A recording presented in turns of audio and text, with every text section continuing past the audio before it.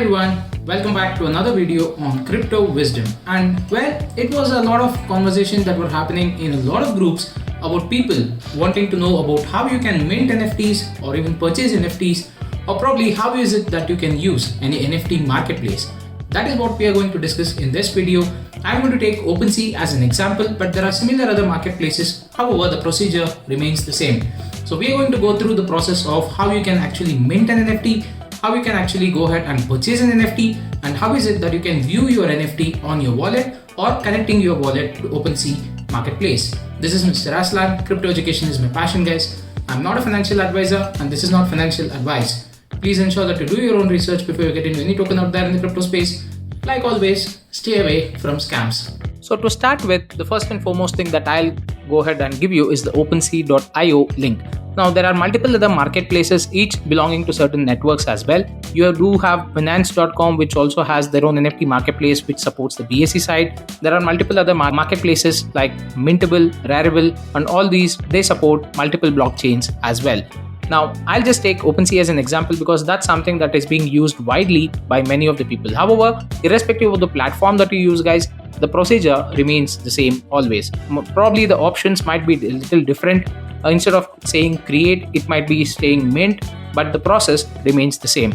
So the first and foremost thing that you need to go ahead and do once you hit over to Opensea is, if in case you want to mint the NFT, that is, if you're an artist or someone who wants to go ahead and mint an NFT for yourself, go to create option. Once you're in the create option, you need to link your MetaMask or Coinbase or any other wallet that you have from which you want to start minting. Now it will ask you to go ahead and sign and just go ahead and approve it. Once that's done, you will be having a form to fill up. It's pretty simple and straightforward, guys. So if you're an artist who just wants to sell a painting that you have, it's very minimal.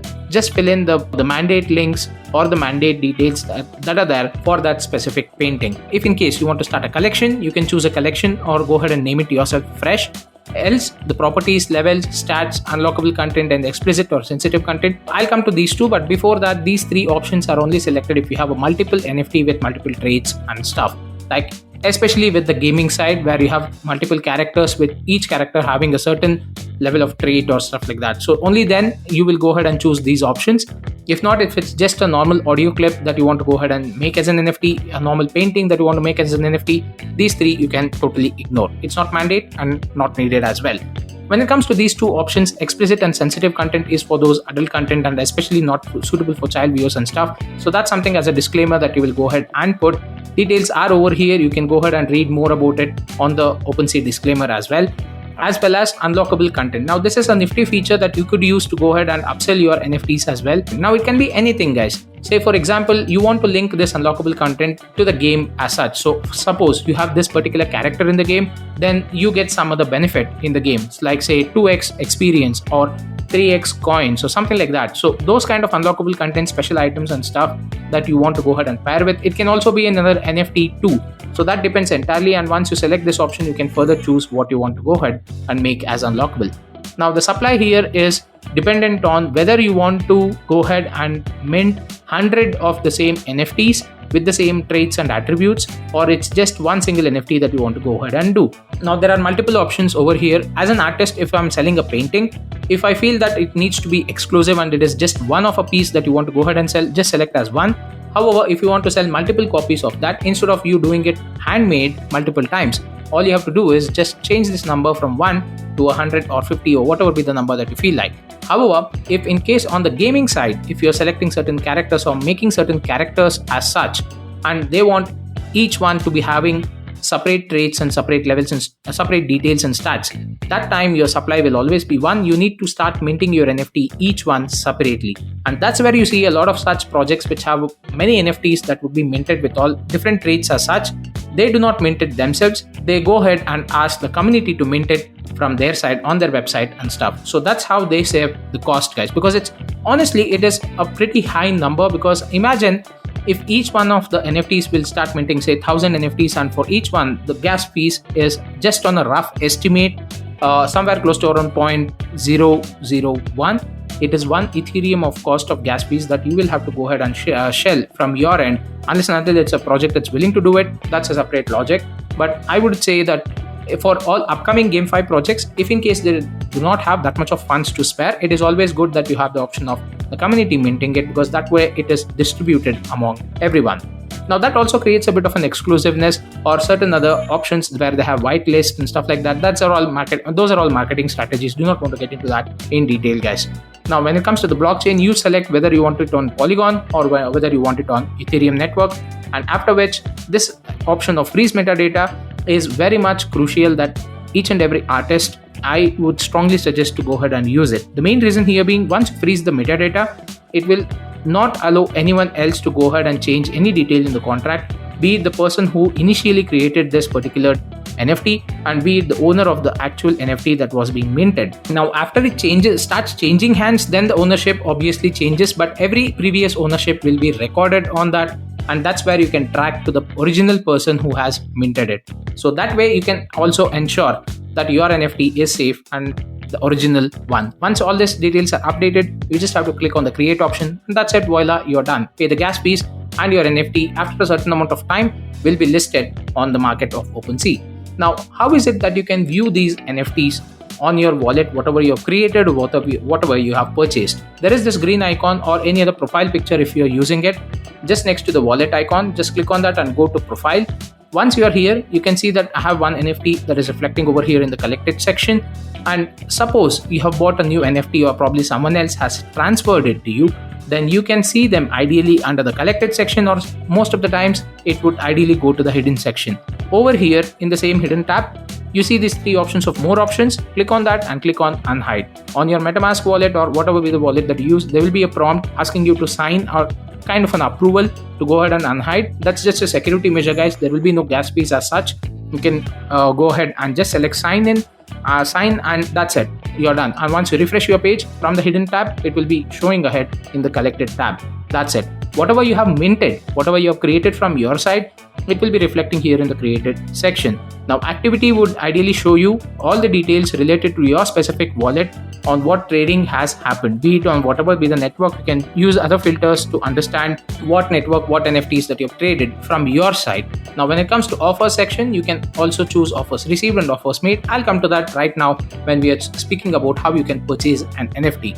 Now go to explore, go to all NFTs, just select the random one, and I'll tell you how you can use these filters. Now whenever you want to purchase an NFT, there are four options for you that you can go ahead and purchase or filter. First one would be buy now, which is a fixed price sale. So if I say that my NFT has to go for 1 Ethereum, I'll list it at 1 Ethereum fixed price, and whoever is willing to pay that 1 Ethereum will go ahead and purchase it. That comes while you are listing that particular NFT that you have, guys. Now when it comes to on auction, I can also, while listing, I can go ahead and choose on auction. During that phase, anyone is open to bid, or it can also be restricted for a few people or a few community members if in case it wants to be run as a closed auction. Once that's done, the person who is willing to pay the most, or the person who is willing to pay the price which the artist or the particular person who has listed is willing to go ahead and take, then your auction closes and the NFT sale happens. Now has offers is something like you can go ahead and offer, say for example, I see that this is an NFT which is listed at 0.2. I can send an offer. Instead of clicking on buy now, I can also make an offer right now. I can say that I want to buy it at somewhere around 0.005 Ethereum. Now if in case I make the offer, this is where it will reflect, and if the owner of this particular NFT is willing to go ahead and part his NFT for that particular price, then your offer would be accepted and you would be receiving this and your trade would happen. Now when it comes to buy now, you can also go ahead and without making an offer or kind of a negotiation, I would say, instead of making these offers and you do not want to lose this NFT, you feel that you have a lot of value for this NFT, or you really want this NFT in those scenarios, you can directly go ahead and click on buy now, and instantly the particular transaction happens. Price history details on when it was actually probably the first trade that has happened, and as and when what is the price increase or price decrease, those details will be available. Listings will also give you the details of any other person. If in case this NFT is not having a single copy and has multiple copies, many people would have listed it at different prices. That is what you would be able to see in the listing section. Now also, if in case it's a particular NFT which has all these attributes and stuff, once you click on the NFT and you have this open, you can also view the properties. If in case you're a collector and want to go for those ultra rare ones, this particular tab of properties is very, very important, guys, because this will give you an indication of how much percentage as against the total collection that is currently existing of those NFTs, the percentage trades for this particular NFT as against the other NFTs which are there will be shown over here. So you can go for these percentages and then take those rares, ultra rares or legendaries so that you would get a very good price point in the resale value. Now when it comes to other details, you can just go ahead and check the contract address, the token ID and the blockchain and stuff. Now about the collection or the particular project that they are part of. And that's it. Apart from that, you do have the item activity. Like this will show you all the trades that has happened for this specific NFT, and below that you have other NFTs that you can go ahead and choose from. It's very fairly simple and straightforward, no much rocket science as such involved. But there are two things that you need to keep in mind whenever you are going ahead and purchasing these NFTs. First and foremost, check the network. It says ETH on Polygon. If you see a purple icon of Ethereum, then it's ETH on Polygon. So be careful that if in case you have the normal Ethereum with you, this transaction would not happen. And for that, it's very simple that you can go ahead and bridge your wallet Ethereum to the Polygon network. So once we have Ethereum reflecting over here, you will also have an option called Bridge to Polygon. Once you click on Bridge to Polygon, it would be taking a small fees. It can be paid in Matic, guys. So you ensure that you have a little bit of Matic with you as well. And once that is done, then you can use the same Ethereum on the Polygon network and probably purchase these NFTs using that.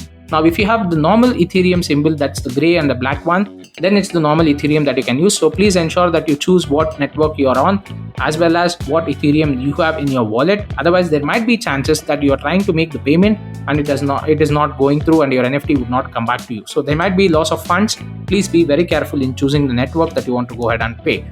Now, coming to other filters that are there in Opensea, you can go ahead and choose the currency that you want to go ahead and pay, the collections that are there that you want to view. You can filter all this stuff, and you have categories, you have art, collectible, stuff like that. So these are the filters you can fiddle around. And also this particular tab of on sale will give you an option of choosing those NFTs which are specifically launched in native tokens. For example, SHIB has a few NFTs that are actually launched, and in that particular token you can go ahead and purchase, right? So let's go ahead and search for SHIB. I just select SHIB, and these are the NFTs that I have which can be purchased using SHIB token. So whatever token count that you have to pay will be available over here.